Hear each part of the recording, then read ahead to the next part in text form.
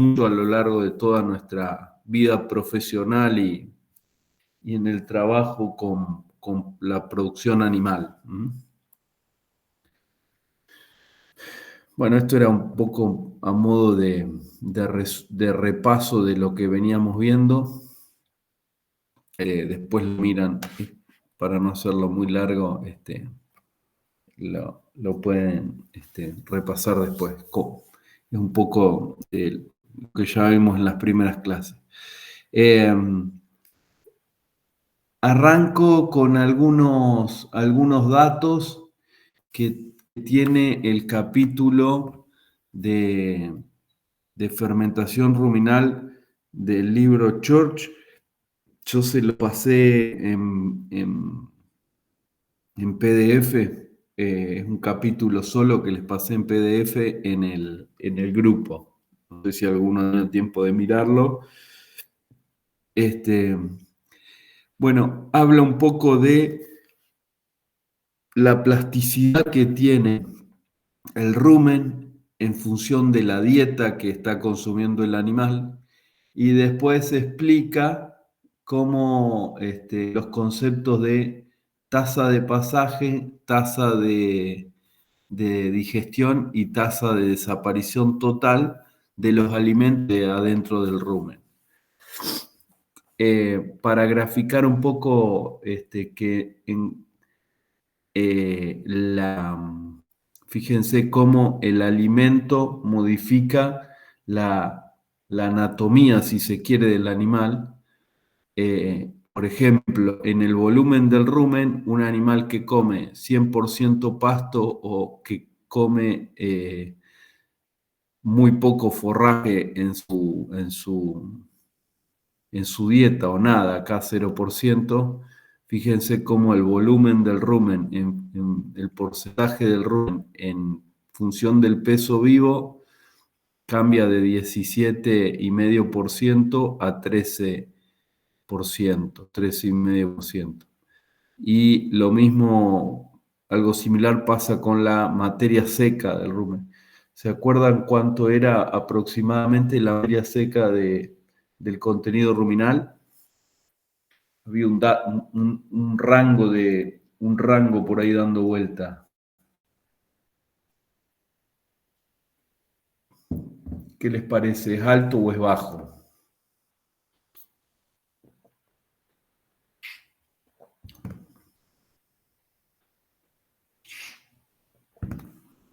Bueno, acá tenemos un margen de 12,8 a 11,8. Había en algunos lugares, en alguna bibliografía, señalaba como que podía arrancar en 7% de materia seca. O sea, es esencialmente 85-90% agua el contenido del rumen, ¿sí? Hay poca materia seca. Bueno, acá viene un poco en el libro está desarrollo un ejemplo para explicar la tasa de pasaje el concepto de tasa de pasaje y el concepto de tasa de digestión y de desaparición total. Yo lo desglosé un poco acá en la presentación como para facilitar el entendimiento. Cuando lo estudien, lo leen con la presentación a la par como para que se les haga más fácil interpretarlo. Lo primero que explica es qué es la tasa de pasaje, el Kp, ¿sí? La K significa tasa, es una relación, ¿sí? Una relación que combina, por ejemplo, la velocidad del auto es como una tasa, digamos, es kilómetros avanzados por hora, ¿sí? Acá en el rumen lo que vamos a utilizar es porcentaje de lo que hay en el rumen que desaparece por hora, ¿sí? Ese es un poco el concepto de tasa.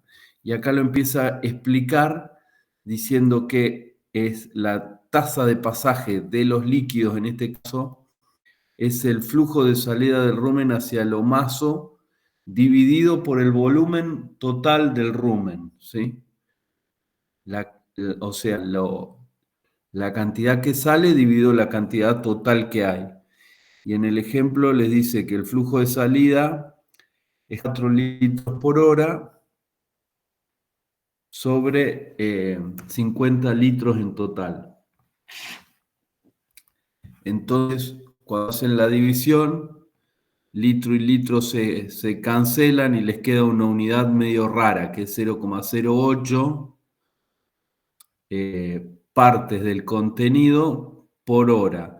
Lo multiplica por 100 y entonces les dice que la cantidad de líquido que sale del rumen es el 8% del total que tiene. ¿Se entiende? O sea, si el rumen tiene 100 litros, quiere decir que 8 litros están saliendo del rumen a través del omaso. Si en algún momento no se entiende, me abren el micrófono y me paran. Hasta acá es más o menos sencillo. Bueno, eso es el KP de la tasa de pasaje del líquido, ¿sí? Volumen de salida sobre volumen total del rumen. Después lo transforma en sólido y para esto lo que hace es aplicarle al, al líquido el porcentaje de materia seca que tiene. Entonces, a los, a los 4 litros por hora que salen, le aplica la materia seca de eso que sale. Eso se mide, es 4% ahí en el ejemplo. Entonces, 4 litros por 4% da que salen del rumen 660 gramos de materia seca por hora. Y el volumen de sólido del rumen son 50 litros de antes multiplicados por un 12% de materia seca. Entonces, les da 6. Si dividen 0,16, 160 gramos, dividido los 6 kilos, le va a dar que la tasa de pasaje es 0,027 partes por hora. Multiplicado por 100, les da la tasa de pasaje de sólido, que es 2,7% por hora. O sea, sale del rumen el 2,7% cada hora. Eso es la tasa de pasaje. Esto es recordando un poco lo que decíamos la clase anterior. ¿Se acuerdan que decíamos que todo lo que entra al rumen de alguna forma tiene que salir? Bueno, una de las vías de salida es la tasa de pasaje. ¿Qué necesitamos para que el material pueda salir del rumen? A ver si se acuerdan un poco. ¿Qué proceso?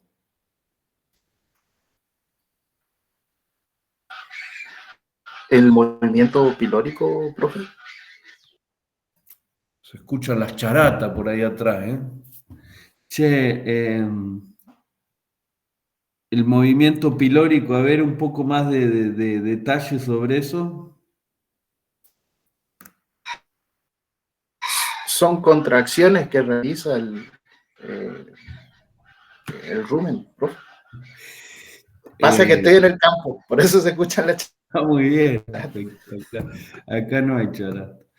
Che, no, el tema es así, o sea, la conexión es pilórica entre el omaso, el rumen y el omaso, ¿sí? Pero las contracciones son de todo el rumen.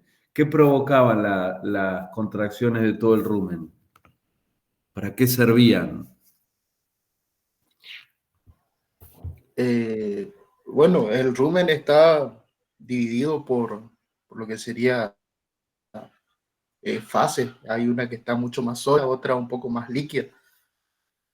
Bien. En donde lo que liberaba era el gas metano justamente por principio de esas contracciones. A ver, alguien que lo ayude un poco. ¿Quién habla? ¿Enrique? Sí, profe. Bien, gracias Enrique por la participación. ¿Alguno que ayude más a Enrique a refrescar cómo funcionaba el rumen?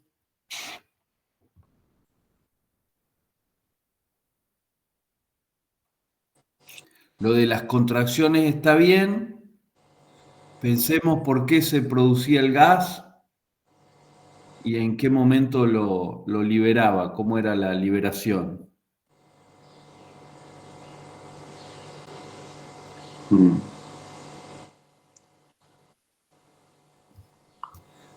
Tan más tímido de lo habitual los sábados, ¿eh?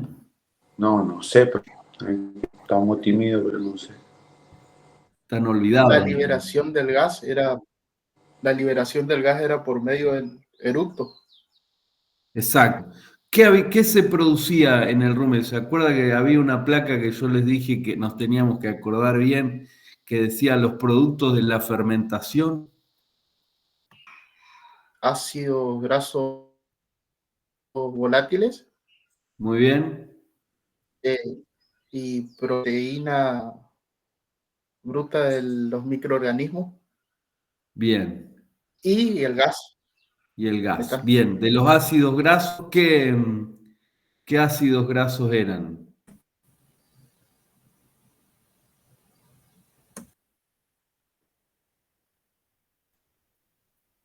¿Se acuerdan? Había Acético, principalmente tres ácidos grasos. Acético, acético, propiónico y butírico. Muy bien. Eso, ¿en qué proporciones se producían?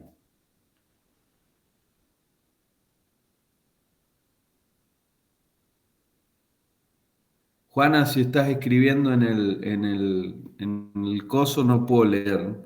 Alguno que lea así.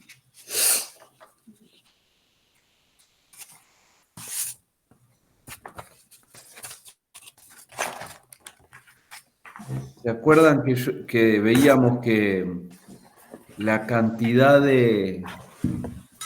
las proporciones de ácidos que se producían eran distintas en función de qué Base si variable? era rica en forrajera o si era tipo en granos concentrados.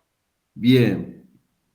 Cuando era rico en forraje, que es lo más común que come una vaca, que Era 65% de acético, 25 propiónico y 10 de butírico. muy bien, ¿coinciden Esto, con eso? ¿Por qué pasaba eso?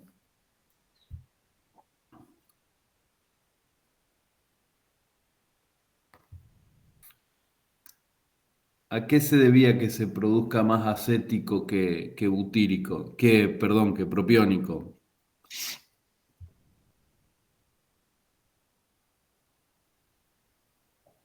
En una dieta con forraje, ¿no? al proceso de anaerobiosis que sucede en el rumen, la fermentación. Sí, obvio. En los dos casos, tanto en grano, tanto en forraje como en grano, el proceso es anaeróbico y es principalmente microbiológico. Pero ¿por qué en uno de los casos produce 65% de propiónico y 25 bueno, una relación 3-1 de acético propiónico y en otro una relación 1-1? ¿Quién eran los culpables de eso?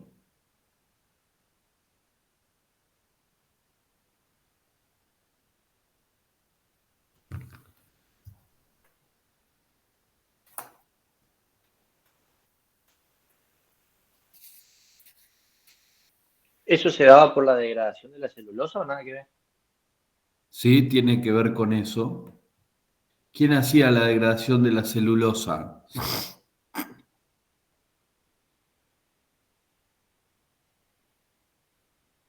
Las bacterias celulolíticas, Muy bien.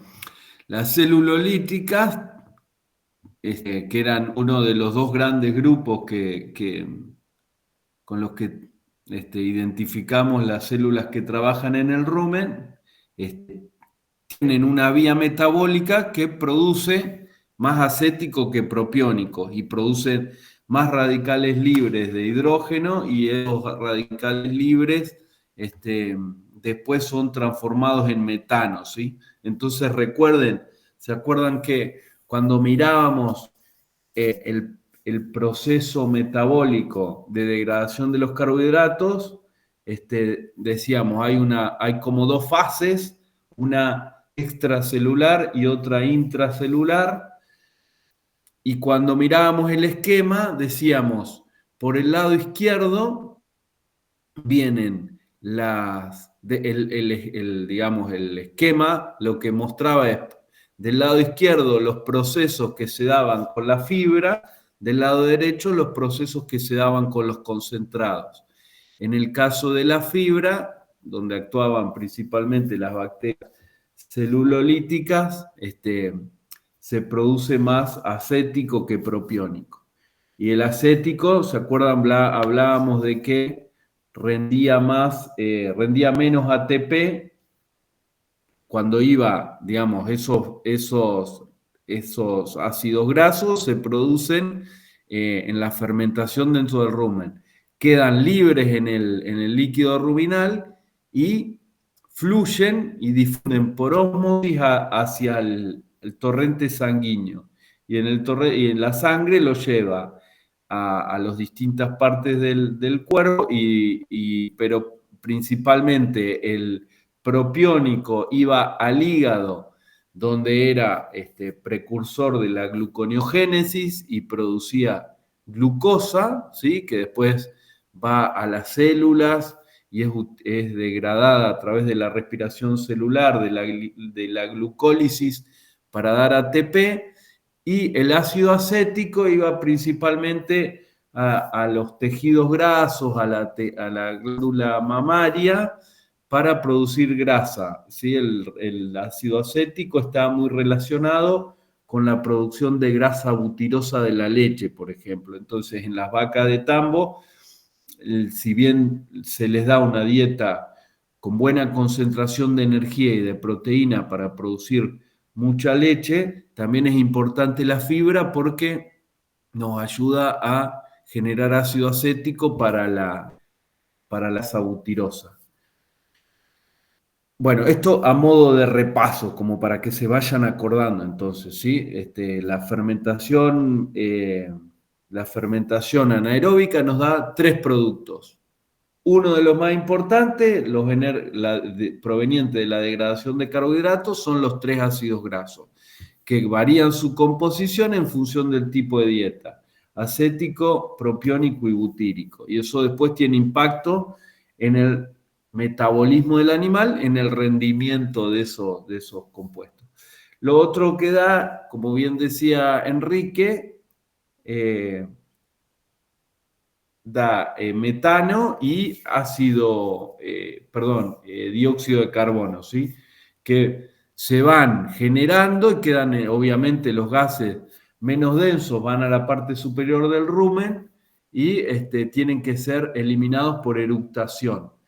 Hay casos, yo creo que se los mencioné a la pasada, ya los vamos a ver un poquito más en detalle, pero hay casos en los que por alguna cuestión,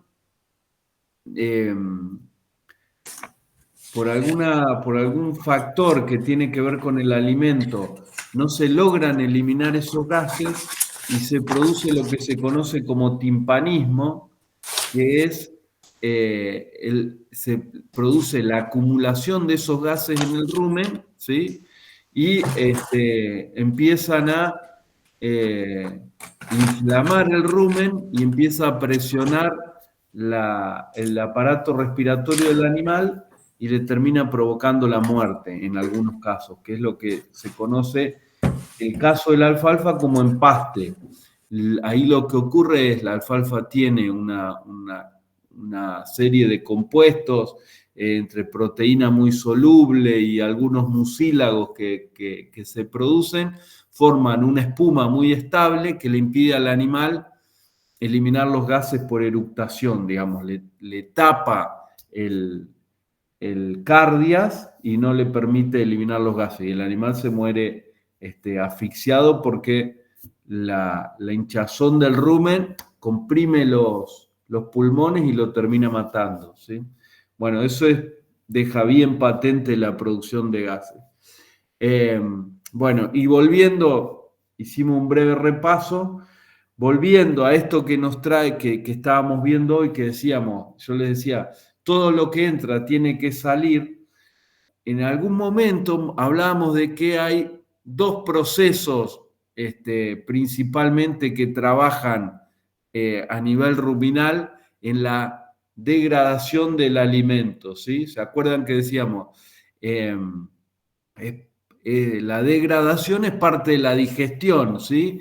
Que era alimentos o compuestos que vienen en el alimento en forma de macromoléculas que el animal no puede, el cuerpo del animal no puede ni absorber ni mucho menos utilizar en los procesos metabólicos. Entonces, primero tenía que mediar un proceso de degradación, de simplificación de esos componentes hasta sustancias más sencillas que puedan ser absorbidas y utilizadas. Entonces, ¿cuáles eran, acá les pregunto, cuáles eran esos 2 o 3 procesos que actuaban para realizar la degradación de los alimentos a sustancias más sencillas?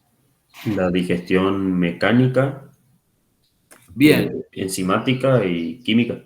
bien. La enzimática y la química medio que están de la mano, ¿no? Ahí se mezclan, hay una delgada línea que la separa, pero bien, mecánica y bien. Y acá en el caso del pasaje, ¿qué les parece que está condicionando más de las dos? O a lo mejor las dos, si les parece.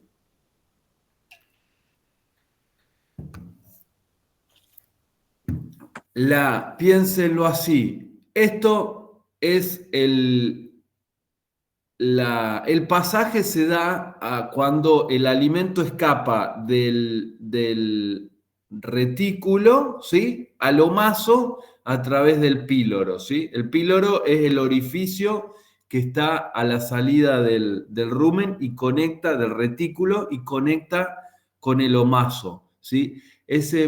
Ese píloro tiene un tamaño aproximadamente 2 centímetros, obviamente es elástico, se cierra y se abre, y el material para poder pasar por ahí, obviamente, tiene que cumplir una condición física, que es que su tamaño sea menor al píloro, ¿sí? Al diámetro del píloro para poder escapar. Entonces, un proceso necesario para estimular la tasa de pasaje, ¿cuál será?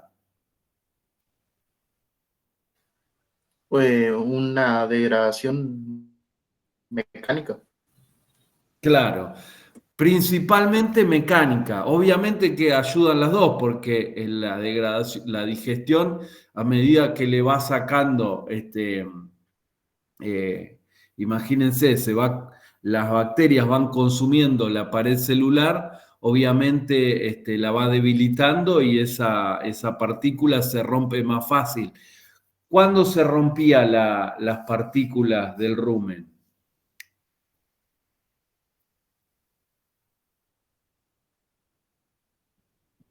Ya me dijeron por el agitamiento del rumen. ¿Qué otro factor influye? La acción de las bacterias Sí, pero hay otro más mecánico. dentro del Ese rumen. sería el enzimático. Y la rumia, lo que La habéis dicho. rumia, exacto. La rumia es lo que más nos ayuda, lo que más le ayuda al animal a romper la fibra, a romper las paredes celulares y a que las bacterias ingresen, y a su vez va achicando el tamaño de las partículas como para que puedan escapar. ¿Se acuerdan? Mirábamos en alguna parte de la presentación, alguien lo dijo hace un rato, la estratificación de los sólidos en el rumen, ¿sí? Teníamos gases arriba, de las fases, perdón, no de los sólidos. Gases arriba, obviamente, menos densos se van arriba. Después sigue el material más grosero, ¿sí? Que es el menos denso y el que más aire tiene contenido que recién ingresó, ¿sí? Va a estar en la capa superior de la capa sólida, supongamos que el rumen está en reposo. Después viene la fase sólida con partículas que ya fueron medianamente degradadas por acción mecánica, se fue achicando su tamaño y a su vez las bacterias han ido consumiendo parte de sus componentes, entonces va ganando densidad y se pone se estaciona o se coloca en la parte inferior del sólido. Y después está la fase líquida, que bueno, obviamente tiene también sólidos perdón, también contiene sólidos en suspensión, ¿sí? Y bueno, y eso, ¿se acuerdan? Estaba más o menos a la altura del píloro espacialmente. Entonces, esos materiales son los que más chance de escapar, de pasar, tienen, ¿eh? Entonces, la tasa de pasaje está muy influenciada por la ruptura de las partículas a partir de la remasticación de la rumia y de la mezcla que produce el rumen permanentemente, ¿sí? Entonces, la tasa de pasaje, asócienlo siempre con la degradación mecánica del alimento. Y vamos a ver algunos ejemplos, como por ejemplo los henos de materiales pasados, de materiales florecidos, como puede ser un rollo de Gatton Panic florecido o un Gatton Panic diferido, que todos habrán visto, es un material que está casi blanco de seco, tiene un poco de hoja y mucho de tallo, mucha fibra. Bueno, ese material, ahora vamos a ver el concepto de digestibilidad. La digestibilidad es baja, lo que le pueden sacar los microorganismos es poco, entonces principalmente tiene que actuar la degradación mecánica para que pueda salir del rumen, desocupar espacio y que el animal pueda volver a comer. Bueno, avanzo un poco y retomo este tema. Entonces, resumiendo, la tasa de pasaje es el volumen de sólido que sale del rumen dividido el volumen de sólido total que tiene el rumen. Entonces, para este caso, siguiendo el ejemplo que veníamos del líquido, salen 160 gramos de materia seca por hora de un rumen que tiene 6 kilos en total. Entonces, dividimos eso, nos va a dar que la salida es del 2,7% por hora. Bien, y después hace una triquiñuela matemática en el desarrollo ahí en el libro y les va a hablar de la velocidad de desaparición total, ¿sí? Se calcula a partir del consumo diario del animal y del material total que tiene el rumen. Las tasas de pasaje para medirlas, ya lo vamos a ver un poquito más adelante, se mide con cánulas parciales del rumen que relacionan la cantidad de alimento que entra y la cantidad de alimento que sale en algún sector, ¿sí? Bueno, en el caso de la velocidad de desaparición total, o sea, desaparición total considerando lo que pasa y lo que se digiere, ¿no? Acá dice, si todo lo que entra tiene que salir, entonces todo lo que pasa y todo lo que se digiere es igual a lo que entra, ¿sí? Hace esa relación. Entonces, acá dice, el animal está consumiendo, CMS significa consumo de materia seca, 8 kilos de materia seca por día. Y el rumen tiene 6 kilos de materia seca, ¿sí? Entonces, la desaparición va a ser mayor al 100% por día o menor. ¿Qué opinan?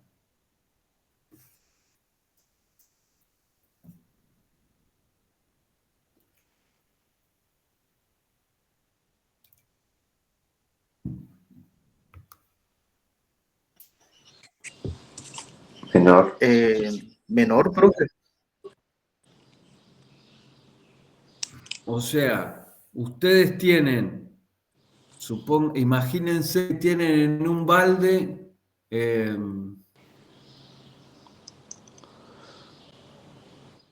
no se me ocurre un ejemplo más gráfico, pero supónganse que tienen en un balde 6 litros de agua, ¿sí? Y tienen que acarrear 8 litros de agua. ¿Van a usar menos de un balde o más de un balde? Más de un balde. Claro. Entonces, acá lo que les está diciendo es que el animal consume 8 kilos por día y el rumen tiene 6. O sea, quiere decir que la tasa de recambio de esos 6 kilos tiene que ser superior en 2 kilos para que la cosa funcione bien y se cumpla ese principio de conservación, ¿eh? Entonces lo que hace acá es dividir 8 dividido 6, le da 1,33 veces por día. Quiere decir que la tasa de pasaje es 1,3 veces por día, ¿sí? Si fuera 2, si fuera Si fueras ahí. 9, si el consumo fuera 9, la tasa de pasaje sería 1,5 veces por día. ¿Se entiende? Por ahí es un Ujú. número más visible, pero yo lo hice con el del ejemplo como para que lo puedan seguir después. ¿Se entiende la idea? Es como 1,3 veces se va a vaciar el rumen, ¿sí? Cuando lo divide, esto es por día, entonces cuando lo divide por hora, le da que cada hora se vacía 0,55 partes por hora, que equivale a 5,5% por hora. Porque multiplica esto por 100, ¿sí? Entonces, si el volumen tiene 100 kilos, quiere decir que desaparecen del rumen 5,5 kilos cada hora, ¿sí? Y acá está un poco esa relación. Desaparecen o por pasaje o desaparecen por digestión. Desaparecen porque se escapan por el píloro después que fueron degradados mecánicamente, o desaparecen porque fueron transformados en ácidos grasos y en gases y se fueron a través de la pared del rumen o se fueron a través de la eructación. Y una parte también se va a ir en forma de paredes de microorganismos de proteína microbiana. ¿Me siguen hasta ahí o quieren que lo repase, que lo vuelva a explicar? Eh, Retomo un poquito. Tasa de pasaje entonces es lo que se va a través del píloro, ¿sí?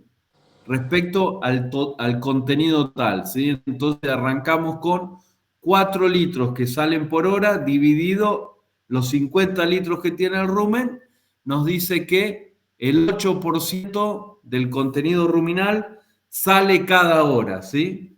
O sea, si el rumen tiene 100 litros, quiere decir que 8 litros se van a ir cada hora, ¿sí? ¿Cuánto sería en un día? A ver si me responden es que están entendiendo.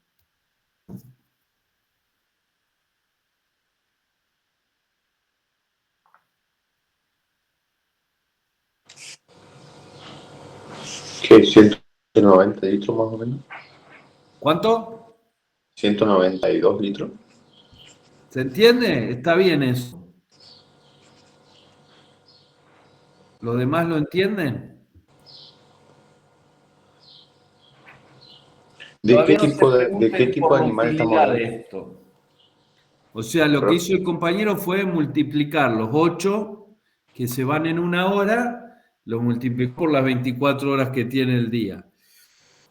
Bueno, con los sólidos es lo mismo, nada más que se le aplica el contenido de materia seca a cada una de las magnitudes.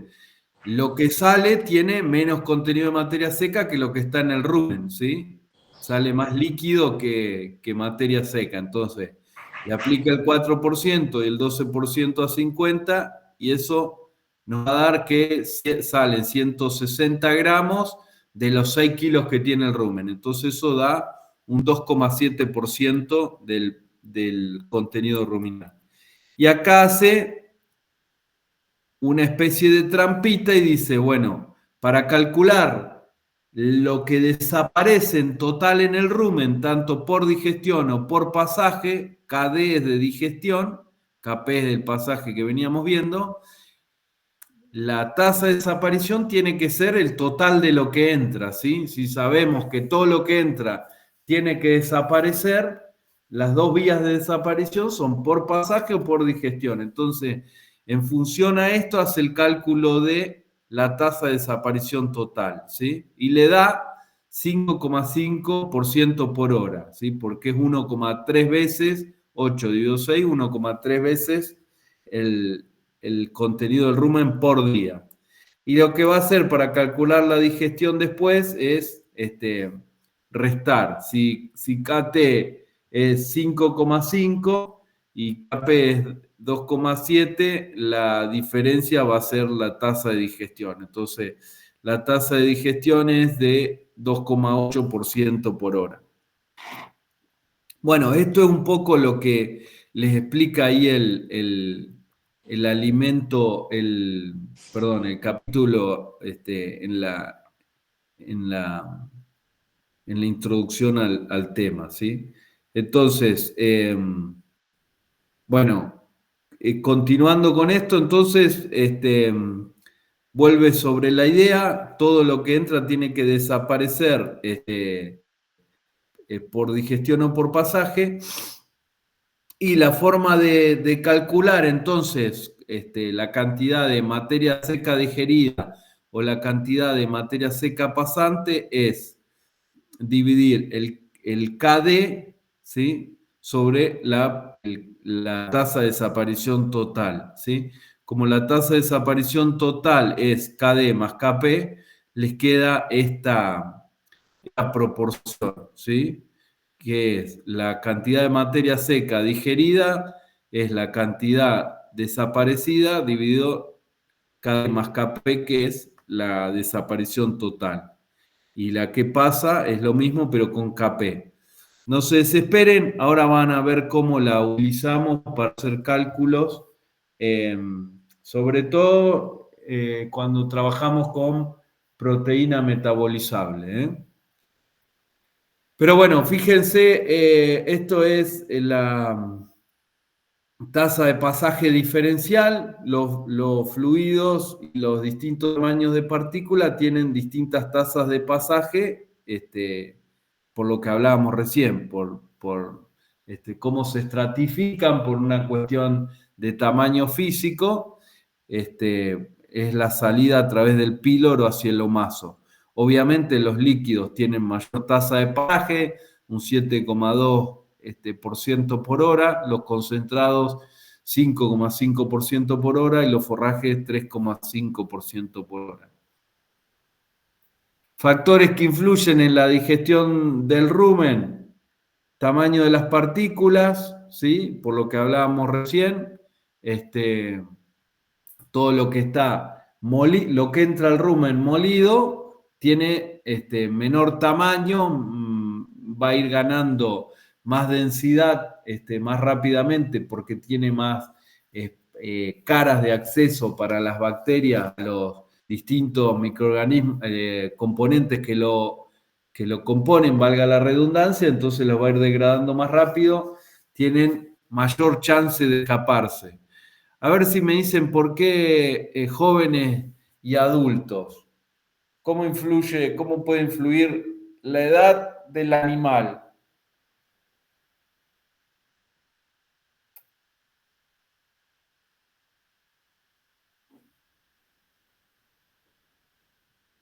Bueno, creo que algo mencionamos, pero no sé si se lo van a acordar. Los animales jóvenes mastican mejor el alimento, ¿sí? Entonces, por ese lado rompen más, ¿sí? ¿Por el tamaño muela, profe, o porque mastican más veces? Sí, no, supongo que es con una cuestión de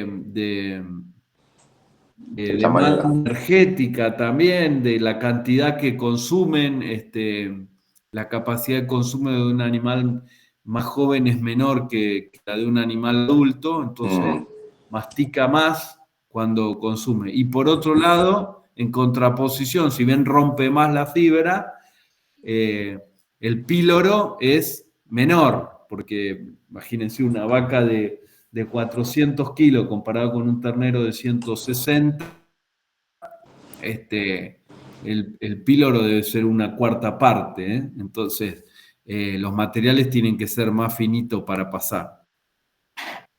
Bien, cuanto más mayor es el contenido de materia seca, el pasaje también va a ser mayor porque el contenido de lo que contiene y de lo que pasa, de lo que escapa, también va a ser más alto.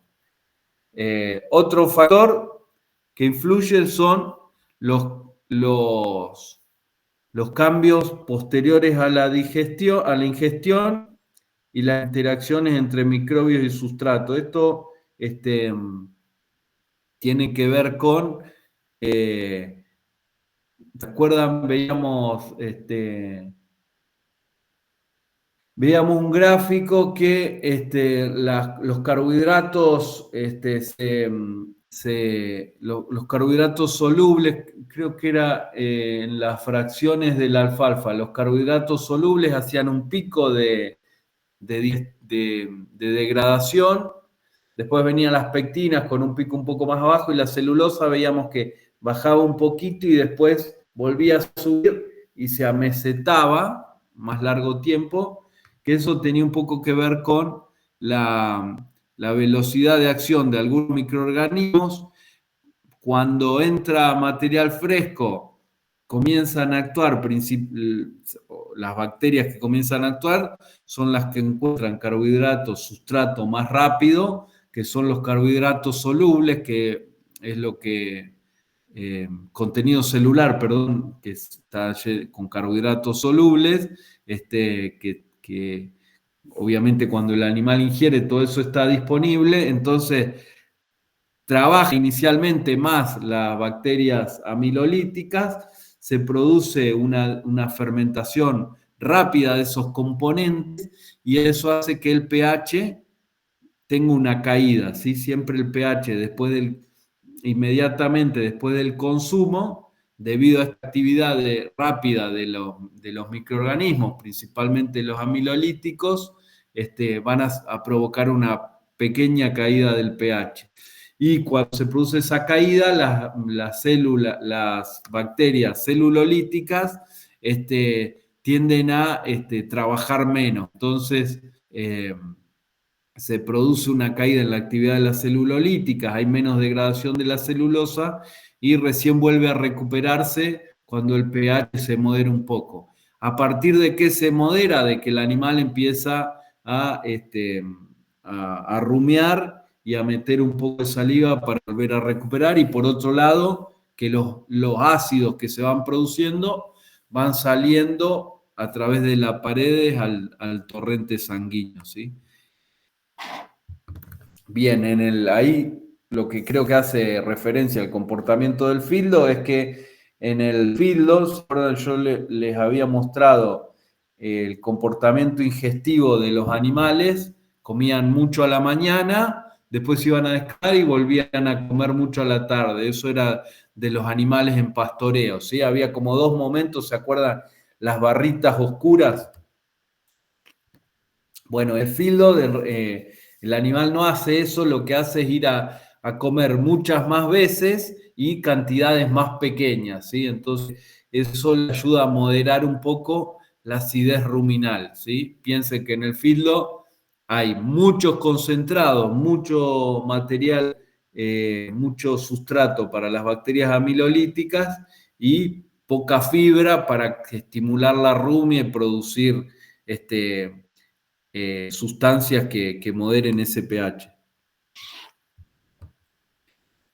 Bien, fijación de los microorganismos al sustrato, eso tiene que ver un poco con el tiempo que le lleva a los microorganismos a hacer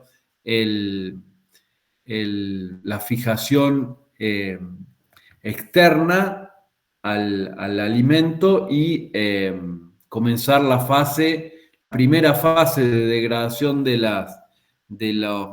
los componentes, que es exógena a los microbios.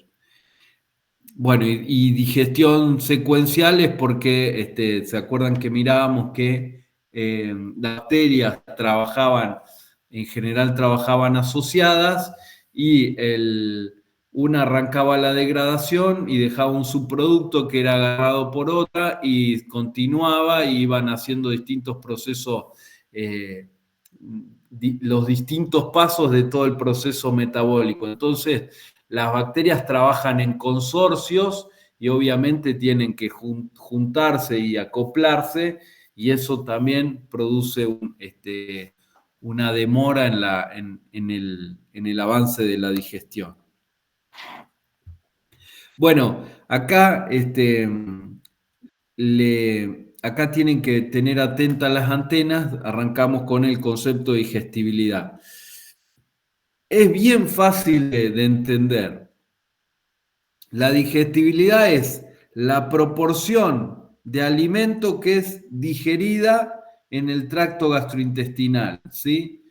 O sea, es la relación entre lo que es digerido y absorbido respecto a lo que consume el animal, ¿sí? Y lo absorbido, ¿cómo lo sabemos?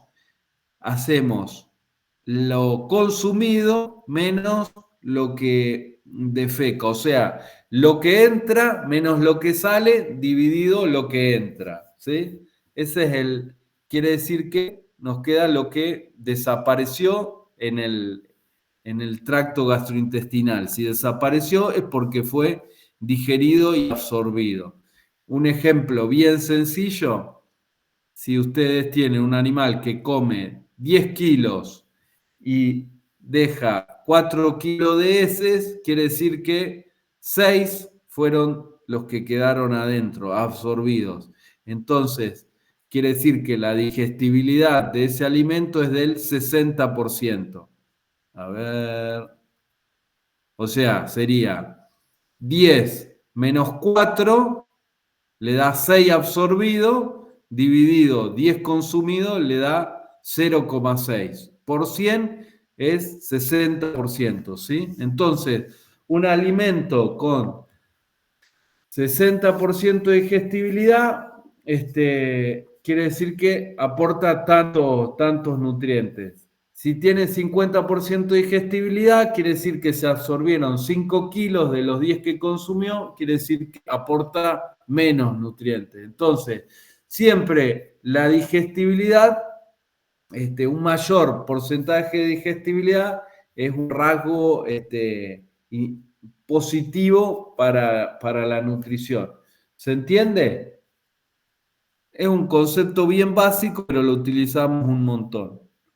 Bueno, Sí, y acá viene... Ahí hay pregunta, profe. Sí. ¿Hay un número estándar, digamos, que es lo adecuado o eso todo el tiempo varía? No, buena pregunta. ¿De qué va a depender la digestibilidad? ¿De qué come? De lo El que tipo de consuma. alimento. Claro. más específicamente de la composición de ese alimento, ¿sí? Principalmente de la composición. Y después, por supuesto, de los procesos. O sea, todo lo que influye, que venimos viendo hasta ahora, todo lo que influye sobre la absorción, ¿sí? Entonces, si yo tengo, por ejemplo, un alimento más fibroso, voy a tener mayor o menor absorción. Menor. Menor. Entonces, la digestibilidad, ¿cómo va a ser? Menor. Menor. Yo tengo un alimento, si yo ahora tengo el mismo alimento, pero cambio el animal y comparo con un monogástrico,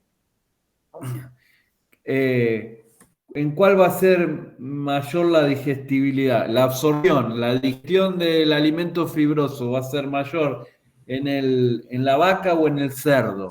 La vaca. Bien, entonces la digestibilidad va a ser mayor en el cerdo o en la vaca. Y en la vaca.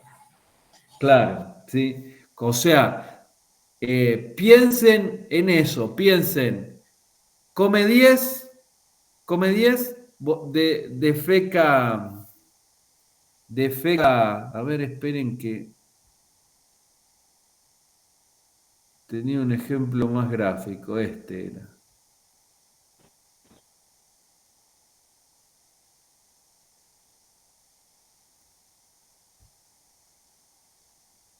Esta es la idea. Si come 10, defeca 4. Entre el que los comió y salió por las deyecciones, están todos los procesos de degradación mecánica y de digestión química que van influyendo en cómo ese alimento se digiere dentro del rumen. Si se digiere y absorbe, desaparece y no está en las deyecciones, ¿sí? Entonces, ahora, supónganse que al mismo alimento ustedes tienen un alimento fibroso, ¿no? Que entra al rumen, ¿sí? Vayamos imaginándonos qué hace el animal, ¿no? Come un Gatton Panic bien pasado, ¿sí? Ustedes agarran, enrollan un Gatton que está semillado y le ponen el rollo a la vaca ahí para que coma y haga lo que pueda para digerirlo. ¿Cómo es ese material? ¿Grosero? ¿Es grosero o es fino? Grosero. Bien. ¿Cómo es la composición de ese material? Mayor porcentaje de fibra. Bien. Tiene mucha fibra, mucha pared celular, mucha lignina. Llega al rumen. ¿Qué pasa en el rumen con ese material? Y no se puede aprovechar de la misma manera porque tiene lignina. Claro, está muy lignificado. Entonces, ¿las bacterias lo degradan rápido o no? No. Más lento. Lento. Entonces, ¿cómo hace para salir del rumen?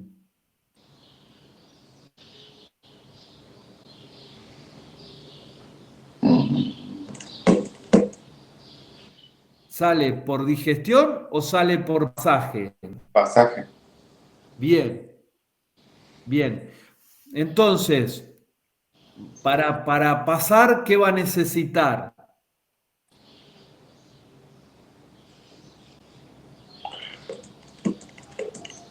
Que rumee mucho la vaca. Bien. ¿Como un material fibroso, duro, va a necesitar mucha rumia o poca rumia? Mucha rumia. Mucho. Bien. Entonces, ¿va a pasar mucho tiempo en el rumen o poco tiempo en el rumen? Mucho. Mucho, sí. Bien, ahora vuelvo a los carbohidratos que tiene, ¿sí? Tiene mucha pared celular. Me dijeron, la degradación es poca. Ujú. Eso se los acepto. Ahora, lo poco que tiene para degradarse, ¿se degrada rápido o se degrada lentamente? Rápido. ¿Seguro? ¿Y porque tiene mayor tiempo de rumia?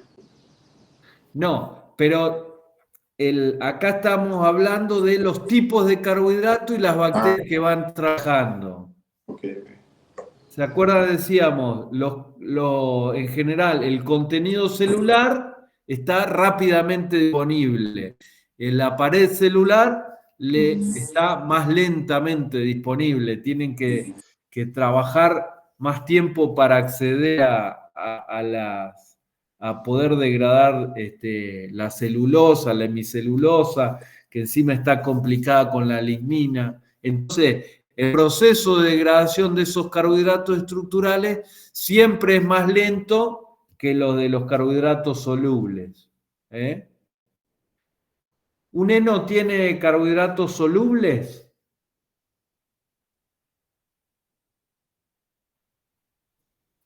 ¿Qué opinan?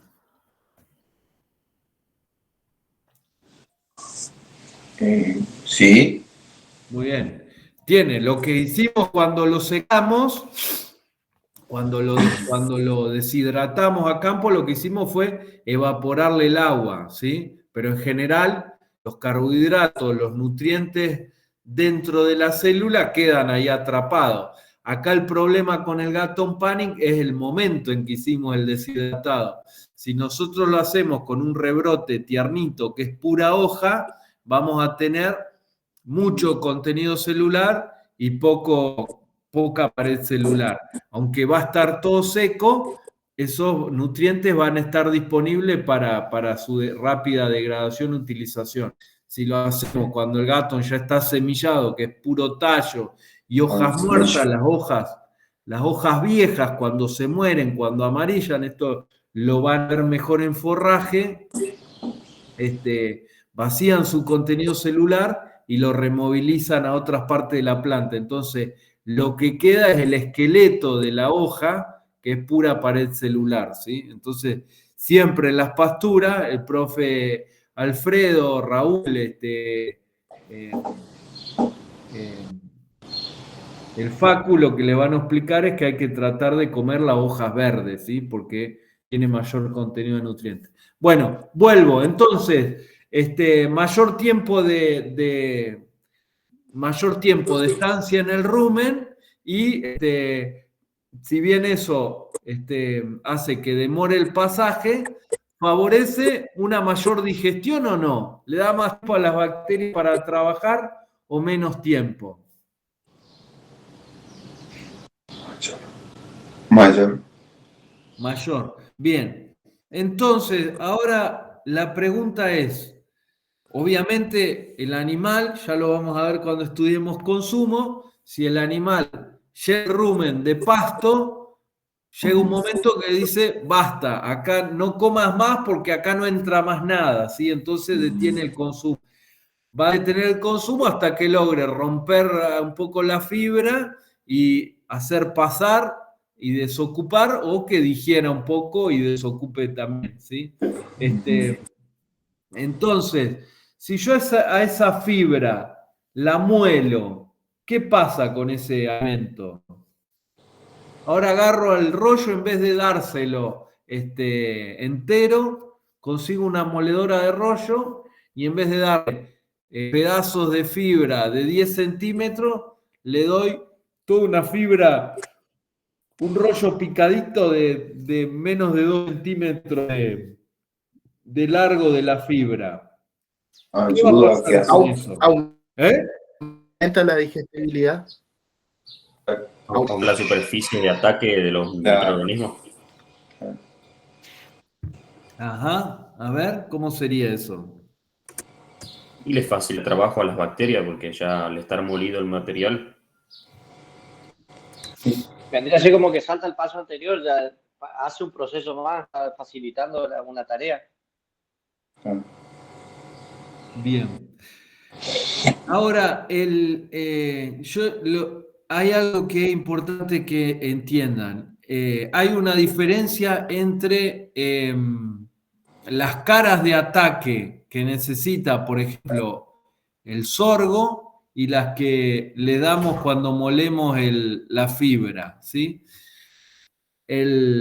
Imagínense un grano de sorgo, todos habrán visto, tiene una cobertura exterior dura y es una munición así chiquita, muy densa, que en general lo que pasa cuando entra al rumen es, como es densa, se va abajo y escapa fácil por el píloro hacia el omaso. Y a su vez, la cobertura dura no le permite el ingreso a las bacterias para degradar el almidón que tiene en el endosperma. Entonces ahí la ruptura lo que permite es aumentar el número de caras y el almidón que está dentro está mucho más disponible que si no está roto, ¿se entiende?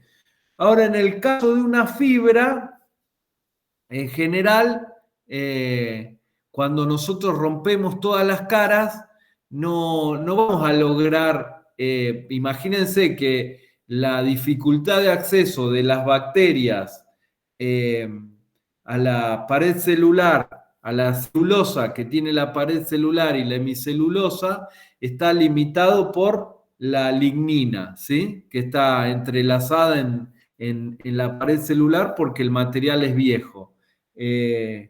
¿A usted qué les parece? ¿Una moledora romperá esa lignina o no?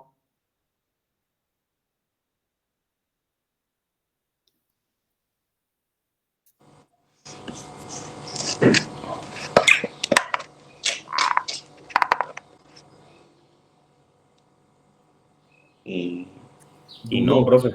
¿Eh? No. No. Claro, ese tema, la moledora nos pica el material, es verdad que le da algunas caras más de acceso, pero sin embargo el material sigue estando intrincado con la celulosa. Así que la digestión, el acceso o sea, la posibilidad de los microorganismos de degradar esa celulosa sigue siendo relativamente baja como anteriormente, ¿sí? ¿Y qué pasa cuando qué pasa con la tasa de pasaje cuando molemos el alimento? ¿Se va a ir más rápido o más lento el rumen? Y si nos basamos por peso, debería ir más lento. Pero por tamaño debería ir más rápido. Claro. Sí, la densidad tampoco se va a modificar porque lo molamos, porque hagamos la moltura, digamos. Sigue teniendo la misma densidad. Pero el tamaño lo achicamos un montón. Entonces, con un poco de rumia y un poquito de degradación que hagan microbiana las bacterias del poco material que tiene, ese alimento rápidamente deja el rumen. O sea, lo que vamos a hacer es al molerlo aumentar la tasa de pasaje. Entonces, el alimento va a estar menos tiempo en el rumen, ¿sí? ¿Y qué va a pasar con la digestión si está menos tiempo en el rumen? Y dijimos que la digestión, las bacterias necesitaban tiempo para trabajar en ese material. Y no va a ser completa. O efectivo. Bien, entonces, fíjense que un poco contrariamente a lo intuitivo, que uno dice, bueno, si yo le muelo este material, le doy más caras de acceso y entonces las bacterias van a poder digerir más, pasa lo contrario en realidad. Uno le achica el tamaño y lo que termina logrando es que ese material se vaya más rápido del rumen, las bacterias tengan menos tiempo para trabajar y entonces la digestión en vez de aumentar disminuye. O sea, lo que ha absorbido es menos y lo que es excretado es mayor y la digestibilidad cae, ¿sí? ¿Se entiende? No. ¿Entendió o no? Sí. Yo creo. Eso solamente pasa con el tema de lo que es forraje con grano. Con grano es al revés, digamos. Claro, con granos el tema es que ahora, después lo vamos a ver un poco más, pero le hago un adelanto. El grano lo que tiene es una cobertura que se llama el pericarpio, ¿sí? Que dependiendo del tipo de grano tiene distintas durezas y obviamente el tamaño también influye. Si ustedes comparan, piensen en un grano de maíz harinoso, de esos anaranjaditos, amarillentos, que son grandotes, así, son de los maíces dentados que se le llaman, que yo lo asocio como con el diente de un caballo. Es un grano grande, ¿sí? Tiene el contenido almidonoso, está en el endosperma, está dentro. El acceso de las bacterias a ese grano al principio es lento. Cuando el animal lo mordió y lo partió, ese endosperma, dependiendo todo el almidón del endosperma está inmerso en una matriz proteica que produce cierta restricción al acceso de las bacterias al almidón. Pero una vez que degradan esa matriz proteica, lo utilizan.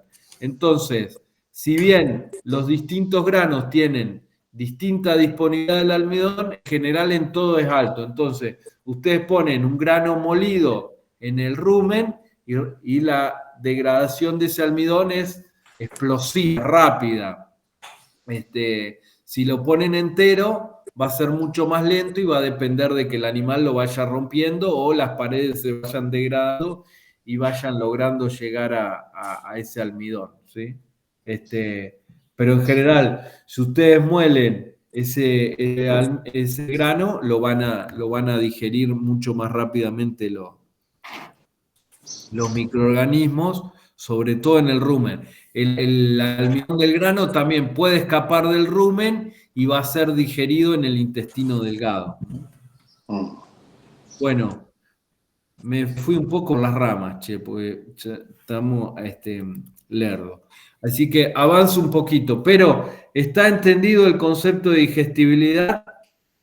Entonces, ustedes cuando vayan a una tabla, como yo les pasé, creo, una tabla de alimentos de Procadis, que es un curso que hacía INTA de nutrición, van a encontrar en las tablas que hay un valor de digestibilidad, ¿sí? Bueno, sepan que ese es un valor orientativo y determinado en ciertas condiciones, ¿sí? Si cambian de tipo de animal, cambia la digestibilidad. Si cambian de tratamiento de ese alimento, cambia la digestibilidad. Si cambia el consumo del animal, cambia la digestibilidad.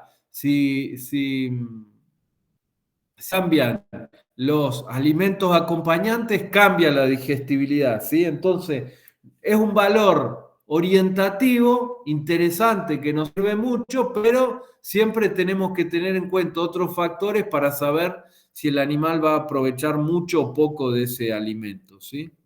Bueno, vamos a los métodos de digestibilidad. Hay digestibilidad in vivo, digestibilidad in vitro y digestibilidad in situ, ¿sí? In vivo es el primero de los métodos, es el método tradicional de medición, ¿sí? Lo que se hace básicamente es agarrar un animal, se lo mete, están viendo las fotos, ¿no? Se lo coloca al animal en estas jaulas, ¿sí? Se mide lo que come todos los días y se juntan las deyecciones y se aplica esa fórmula que veíamos antes, lo que come menos lo que bostea, dividido lo que come, nos da la digestibilidad del alimento. Eso implica tener varios animales, porque hay variabilidad entre animales, implica dar de comer varios días para que el rumen y las bacterias del rumen se acostumbren a ese alimento, entonces hay que hacer un acostumbramiento y después ir durante varios días, ¿sí? Entonces, tengo 2 semanas de acostumbramiento a la dieta que quiero medir y después tengo que hacer la colecta de heces entre 7 y 10 días en varios animales y la colecta se hace varias veces al día, ¿sí? Y se mide cuánto come, hay que pensar y cosas. ¿Qué les parece? ¿Es un método ágil y barato? Claro que no, es un lío. No, profe. No, claro. Y tiene otro problema. Lo que sale, ¿sí?, en las deyecciones, todo el material no proviene todo del alimento. Hay una parte que proviene del mismo animal. Entonces nos mete un error también eso, ¿sí? Y eso es lo que se conoce como digestibilidad aparente o digestibilidad verdadera. La digestibilidad aparente es la que se calcula, como recién decíamos, y la verdadera es cuando se descuenta de la materia seca, las heces, lo que proviene del animal, que son en general descamaciones del tracto gastrointestinal. Y eso sobre todo es un problema en el caso de de la proteína microbiana, porque sobre todo el nitrógeno, el nitrógeno que lleva en las heces proviene del tracto gastrointestinal o de residuos metabólicos. No todo proviene de lo que ingresó con el alimento. Entonces el nitrógeno es lo que más se enmascara cuando hace este cálculo de digestión. Bueno, y después hay otras formas de medición de la digestión de manera parcial, a través de la utilización de marcadores. Por ejemplo, lignina, sílice, alguna otra. Estos son compuestos del alimento que el animal no tiene, o sea, en el alimento hay lignina y en las heces vamos a encontrar la lignina que entró en el alimento porque no es digerida, ¿sí? Y a su vez, en el cuerpo del animal, en el tracto gastrointestinal, ni en las paredes, ni en ningún proceso metabólico, se produce lignina. Entonces, toda la lignina que encuentro en las heces, estoy seguro que viene del alimento, ¿se entiende? Entonces, si yo sé la concentración de lignina que tenía el alimento y mido la concentración de lignina que hay en las heces, puedo calcular la cantidad de alimento que desapareció en el camino. ¿Se entiende? Esto se utiliza en el caso de, por ejemplo, ensayos donde no tengo la posibilidad de juntar todas las heces que el animal produce, ¿sí? Porque tengo corrales más grandes, que eso. Entonces, midiendo la lignina del alimento y la lignina de algunas heces, voy a poder hacer un cálculo de cuánto desapareció en el camino. ¿Qué les parece? ¿La lignina va a aumentar o va a disminuir hacia la salida?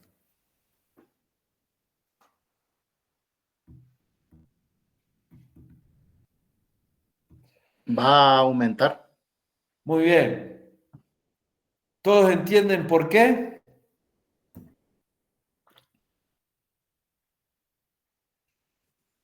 Porque en ellos se irán degradando lo que es la celulosa y hemicelulosa y va Claro. a quedar más cantidad de lignina.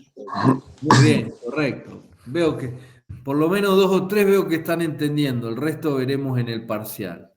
Bueno, acá otra opción es agregar algún marcador al alimento, ¿sí? Óxido de cromo, tierras raras, y entonces vos le pones un 1% de óxido de cromo en la comida y después te encontrás el 2% en las heces, quiere decir que desapareció la mitad de los acompañantes del óxido de cromo. Entonces, la digestibilidad del 50%, como para hacer un número así medio rápido. Bueno, después hay digestibilidad en tramos parciales dentro del rumen. Esto ya hoy en día se hace poco.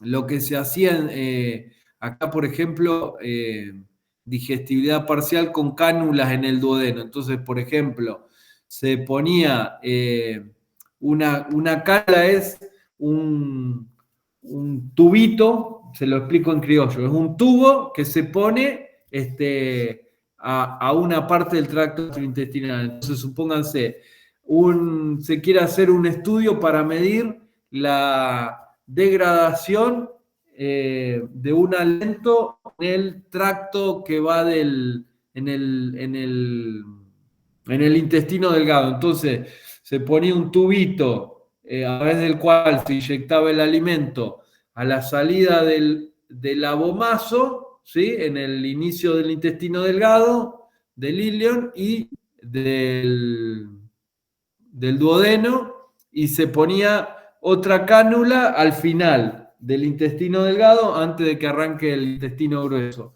Y entonces se inyectaba el alimento por la cánula de entrada y se colectaba lo que llegaba al final por la cánula de salida, y entonces se veía la diferencia de ese alimento. Por darles un ejemplo, ¿sí? Eso es lo de las cánulas. Y entonces ahí se podía ver qué era lo que había desaparecido en esa parte del tracto gastrointestinal. Pero bueno, todos esos ensayos que implicaban la realización de cirugías en el animal y generaban todo un malestar, hoy en día ya son muy difíciles de justificar y de hacer, porque hay todas las instituciones de investigación tienen un comité de bienestar animal que en general no aprueba estas tareas, digamos. Hoy se cuida mucho que los animales, que la investigación no genere disconfort en los animales y no se justifica. Entonces, ahora, por ejemplo, el método in situ es un método que consistía en animales que tenían una cánula ruminal, ¿sí? Esto es lo que se llama cánula, es una abertura. Lo que se hacía era en el flanco izquierdo del animal, creo que hablábamos la otra vez, alguno me decía cómo hacía para salvar un animal que estaba empastado. El día se lo pinchaba acá para que salga el gas del rumen. Bueno, fíjense, esto es la cánula en el flanco izquierdo del animal, arriba, es la parte donde está más cerca el rumen de la piel. Entonces se le hace una incisión mediante cirugía y se le pone esta cánula de plástico, y entonces desde afuera se puede tener acceso al contenido ruminal, ¿sí? Ahí se ve el material grosero y la parte de arriba tiene aire y hacia abajo está el sólido más fino. Y bueno, y entonces lo que se hace es en este animal se ponen en esas bolsitas que se llama, desde un material que se llama Dacron. Es como un material que permite el paso del líquido, ¿sí? Y de las bacterias, pero no el paso de los sólidos. Entonces, dentro de la bolsita se pone una cantidad conocida de alimento, se lo ata a esta cadena y se lo sumerge en el rumen. Y entonces las bacterias del rumen van trabajando ingresan a la bolsita y van trabajando en el alimento que está ahí adentro, que está molido, y lo van degradando. Y entonces ahí se va conociendo por desaparición, ¿sí? Se pesa la cantidad que se coloca y después se saca y se ve cuánto quedó. Se sabe qué degradación tuvo ese alimento en un tiempo dado. Y eso se hace muchas veces.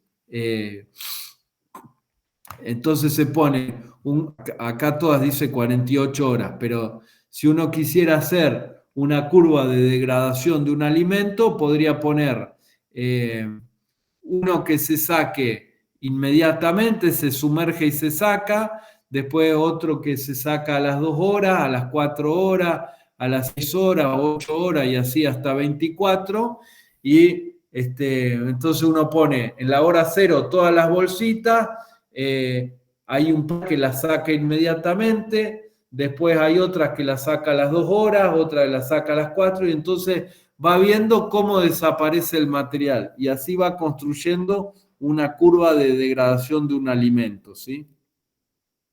Y básicamente lo que se hace es separarlo en 3 fracciones, ¿sí?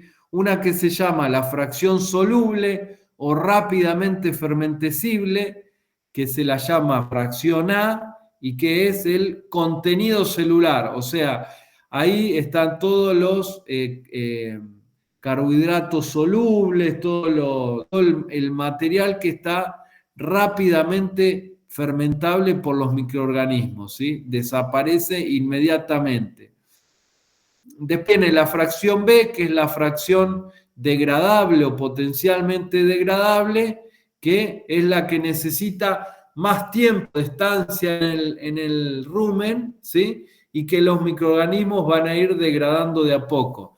Y como les dice acá, depende principalmente de la tasa de degradación de ese alimento, de la posibilidad de degradación y sobre todo de la tasa de pasaje, ¿sí? Como hablábamos recién en el ejemplo de que molíamos el heno de Gatton, si lo molemos y la tasa de pasaje aumenta mucho, las bacterias tienen menos tiempo para degradar y entonces esa fracción B va a ser menos degradada, ¿sí? Y va a escapar más material sin digerirse. Y por último está la fracción C, que es la fracción indigerible, que por más que esté 15 días adentro del rumen, no se va a degradar, ¿sí? Y termina saliendo siempre por pasaje, depende de la tasa de pasaje. Entonces, A más B más C siempre le va a dar 100, ¿sí? Fracción rápidamente soluble o fermentable, potencialmente fermentable, la B es la que necesita tiempo y la C es la que nunca se va a degradar, ¿sí? Bien, y para calcular la D se utiliza la fracción de B que es degradada, se utiliza esta fórmula que se llama degradabilidad efectiva, ¿sí? Que es la A, la fracción soluble, está toda porque se degrada toda, ¿sí? La fracción B, que es F de acá, va a depender de la tasa de digestión y de la tasa de pasaje, ¿sí? Que es esta misma fórmula que les mostraba acá al principio.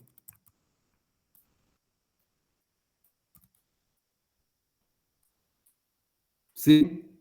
Esta, ¿ven? La tasa de pasaje, la tasa de desaparición dividido la tasa de pasaje total o de desaparición total, que es la tasa de digestión más la tasa de pasaje. Esta es la forma de calcular la proporción que se degrada de la fracción B, ¿sí? No se preocupen, ahora por ahí les resulta medio difícil de entender, pero la próxima semana, cuando hagan los prácticos con el chino, les va a terminar de caer la ficha, ¿sí? Entonces, la cantidad que efectivamente se degrada en el rumen es A más la proporción de B que logra degradarse. Y esa proporción de B es proporcional a la digestión y a la tasa de pasaje. Cuando el Kp aumenta mucho, este valor se hace más chico y entonces la cantidad de D que logra efectivamente degradarse es menor. Cuando el pasaje, la tasa de pasaje disminuye, la proporción de D que se puede digerir es mayor, que este factor se hace más chico. lo van a terminar de entender bien en algunos ejercicios con los TP. Y acá hay un poco un gráfico de cómo trabaja, cómo ocurre esa degradación. Entonces, por ejemplo, tenemos la fracción A acá, a ver si está, ahí está. La fracción A, que es la fracción soluble, acá lo ponemos en el rumen, ¿no? Se coloca en el momento de la ingestión o de la colocación de las bolitas dentro del rumen. Y acá tenemos dos curvas. Hay una para la materia orgánica, materia seca y proteína, que es la 1, y hay una para la FDN, que era la pared celular, ¿sí? Que es la curva 2. Entonces, lo que ocurre con la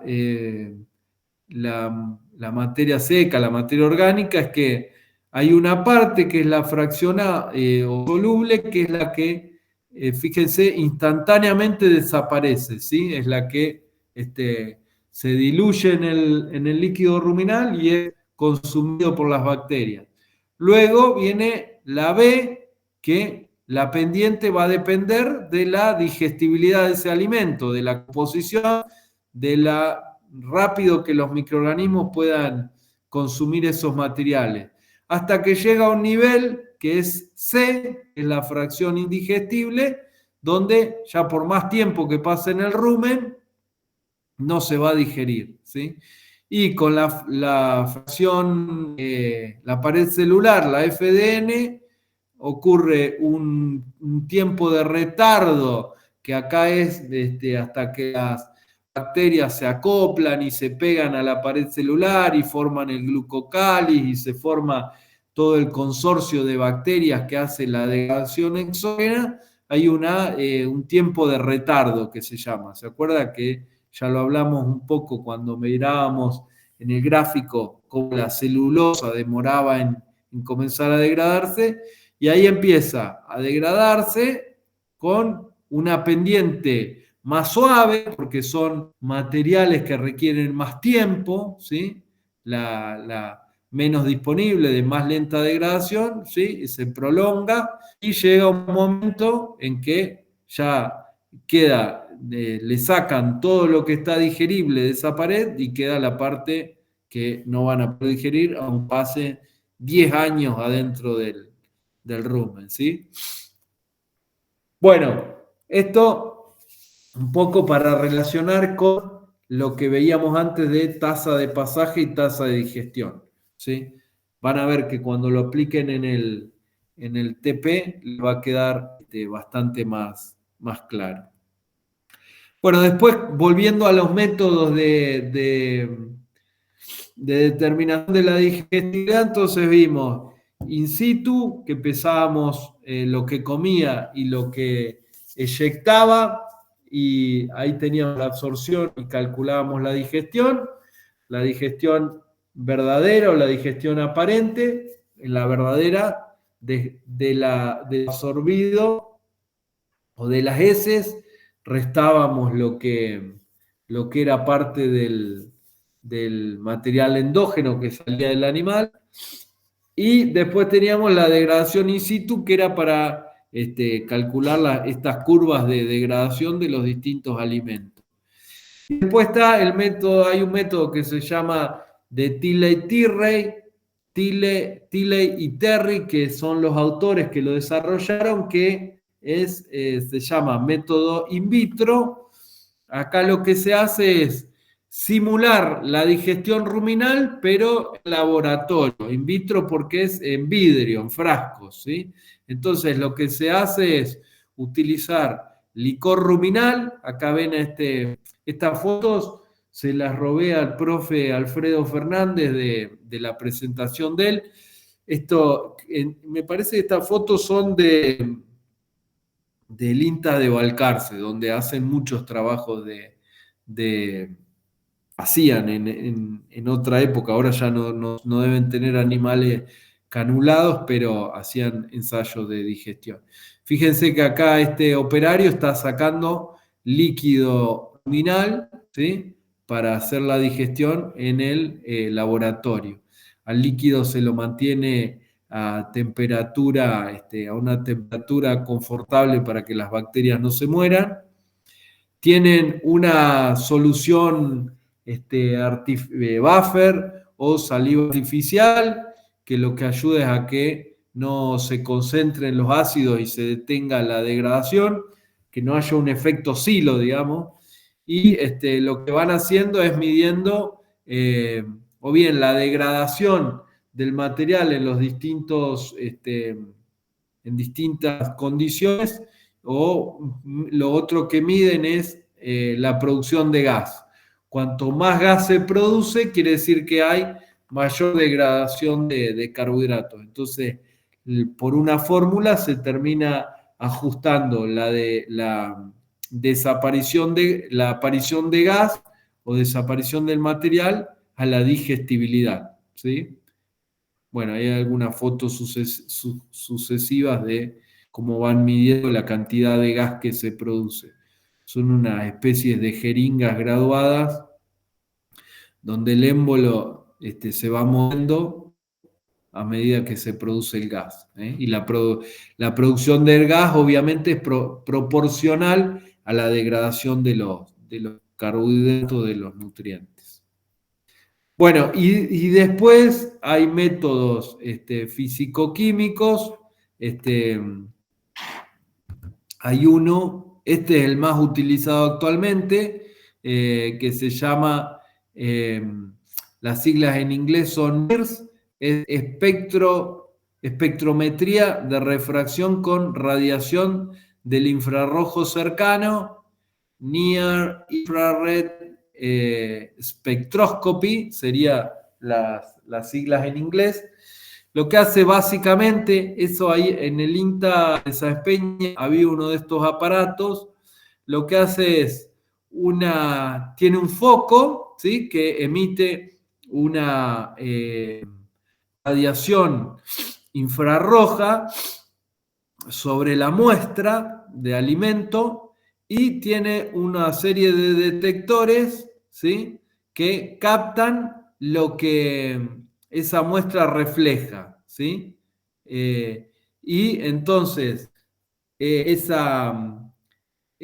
detector lo que nos da es un espectro de la luz reflejada, ¿sí?, con distintas longitudes de onda, y ese espectro que refleja está dado en función de la composición del alimento, ¿sí? Entonces, si tiene más almidón o si tiene proteína o distintos componentes, también sirve para minerales, cambia el espectro que ese alimento refleja, ¿sí? Y entonces lo que se hace es, después que uno mide el espectro de ese alimento, lo correlaciona con un análisis de química tradicional, dato de Van Soest o del Proximal, y le dice a la computadora, bueno, para este espectro en proteína equivale a tanto por ciento. Después agarra otro alimento con más proteína, siempre hablando del mismo grupo de alimentos, lo mide y le da otro espectro. Y entonces le dice, bueno, este espectro corresponde a tal valor de proteína.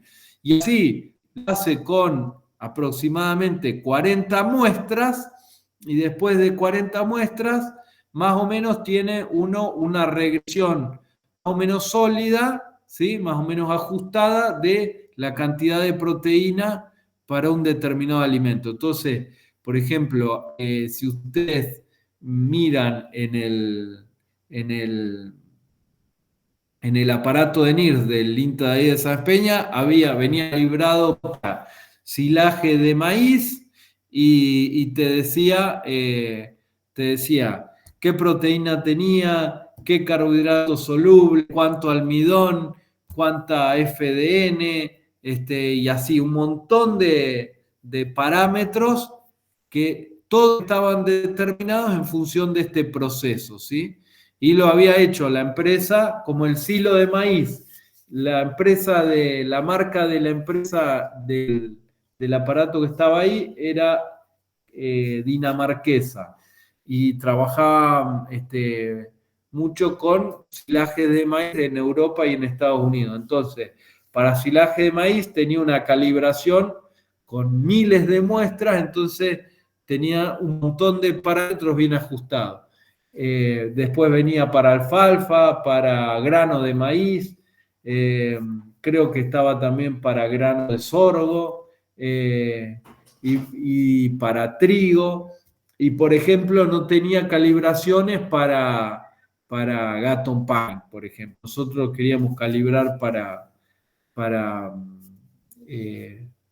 megatérmicas, para pasturas megatérmicas. Entonces lo que teníamos que hacer era conseguir muchas muestras de una pastura megatérmica, leerlas con el detector y decirle, bueno, esta muestra puede hacer el análisis de química húmeda tradicional de Bansoe o de Winde y decirle, bueno, para esta muestra que tiene espectro, proteína equivale a tanto, FDN equivale a tanto, FDA equivale a tanto, y así uno, a medida que pasaba muchas muestras, iba construyendo la curva de predicción, ¿sí? Este es uno de los métodos. Para que se den una idea de la ventaja de esto es la velocidad. Para que se den una idea de lo rápido que es esto, hoy por ejemplo hay picadoras de forraje, ¿vieron las que hacen los hilos? Que tienen el detector de NIRS puesto en el soplador del silo y van midiendo la calidad del silaje a medida que lo van picando.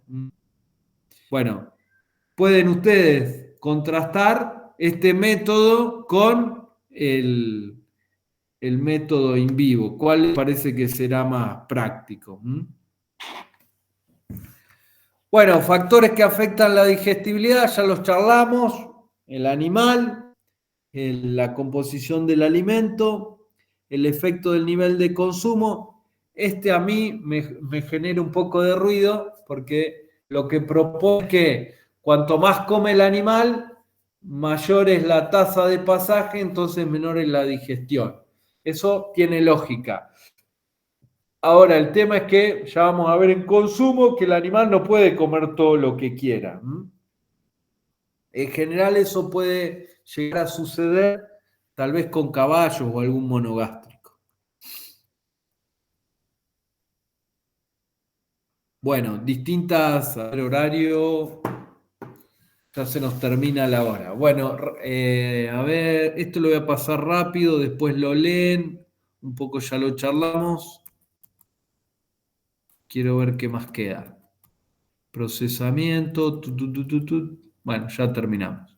Bueno, se los explico rápidamente. Bueno, el efecto del animal es un poco lo que hablábamos antes. Las especies, la gran diferencia y la forma más fácil de verlo es la digestión de la fibra entre un rumiante y un no rumiante. Y después hay un ejemplo ahí, obviamente, el no rumiante no puede digerir la fibra porque no tiene enzimas, las enzimas para romper los enlaces beta de la celulosa, que como están enlazadas a la glucosa, ¿se acuerdan? Los enlaces beta 1,4, entonces no puede digerir la fibra, ¿sí? Entonces la celulosa, así como era, va a salir prácticamente, ¿sí? Y después hay variación entre ovinos y vacunos, ¿sí? Y acá le da el ejemplo, por ejemplo, perdón la redundancia, es en ovinos con dietas de digestibilidad mayor al 66%, la digestibilidad es mayor en ovinos que en vacunos. Y cuando la digestibilidad es menor al 66%, es al revés. O sea que para digestión de fibra, que en general es de baja calidad, es de menos de 66%, la digestión es mayor en los bovinos, ¿sí? Probablemente tenga que ver con la menor masticación que realizan los vacunos con respecto a los bovinos. Bueno, efecto de la composición del alimento y de la ración. Los alimentos que varían poco en su composición química de una partida a otra, como los granos, presentan pocas variaciones en la digestibilidad. Los forrajes frescos y conservados son menos constantes en su composición. Bueno, eso es bastante lógico.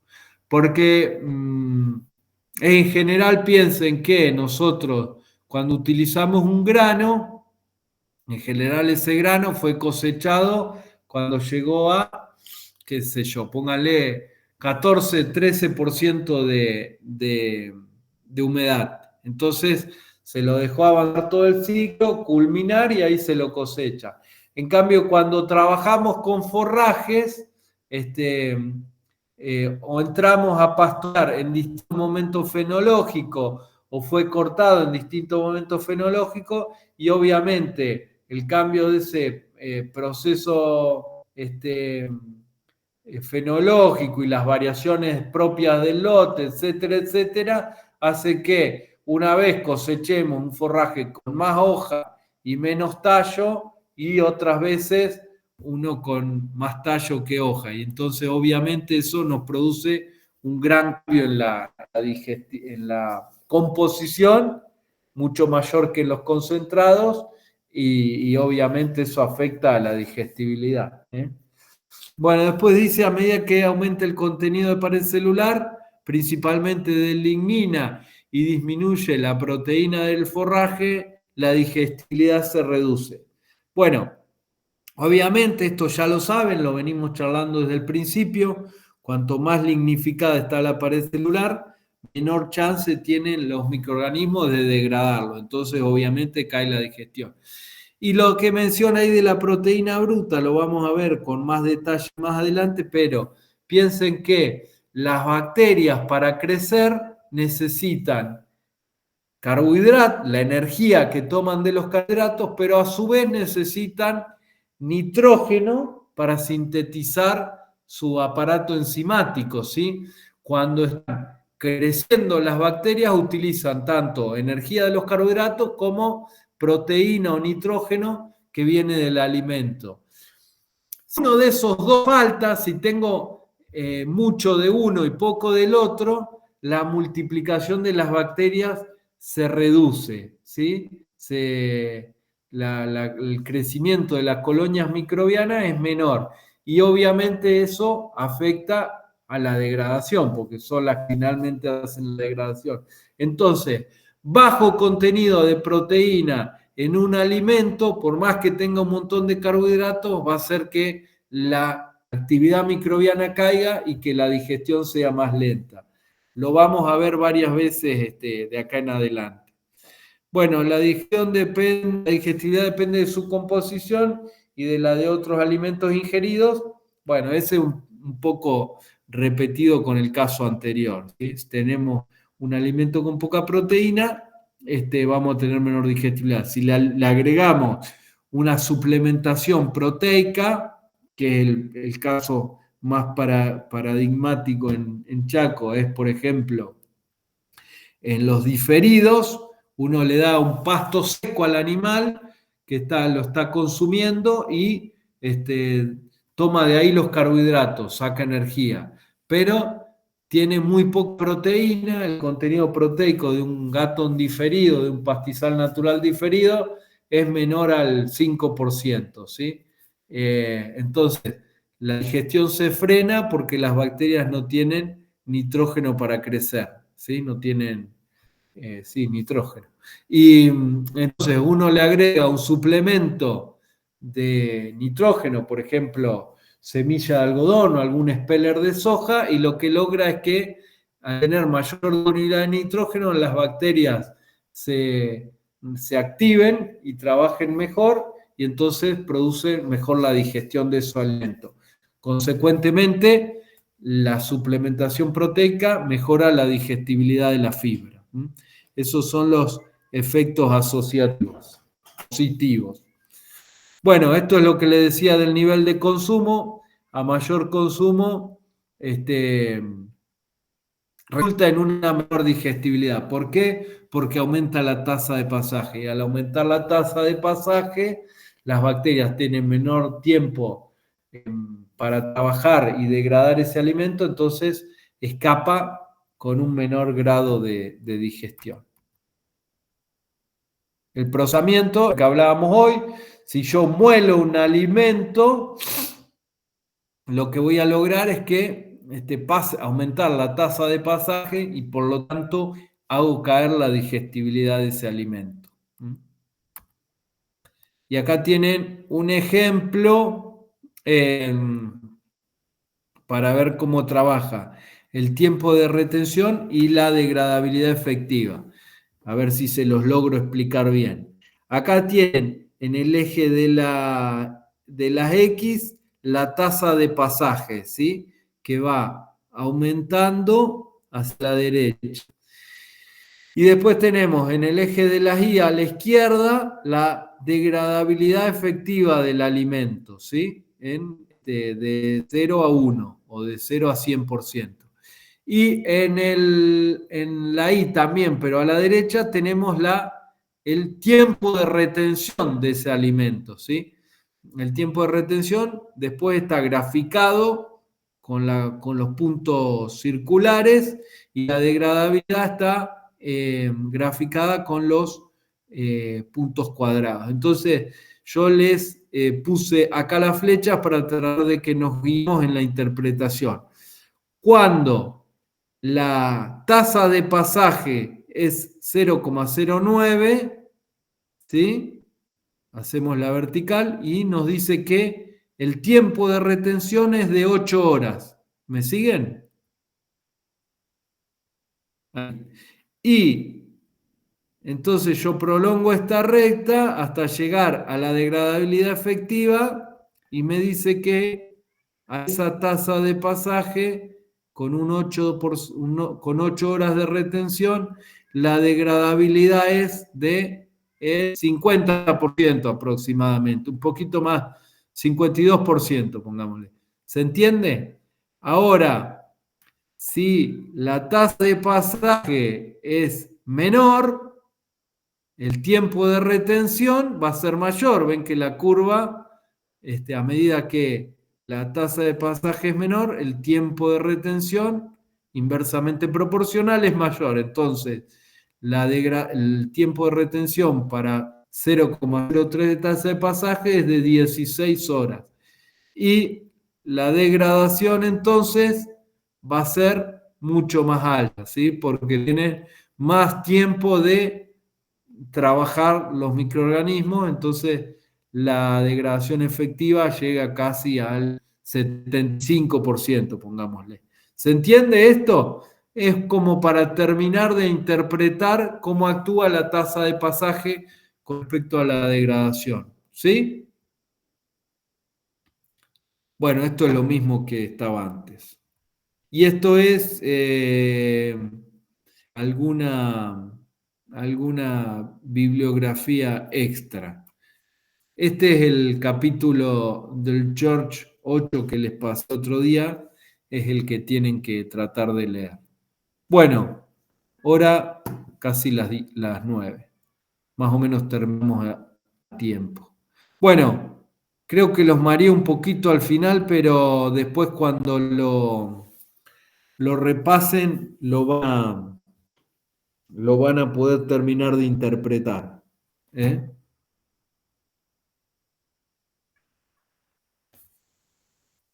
¿Alguna duda inmediata para abordar? ¿Alguno se le ocurre?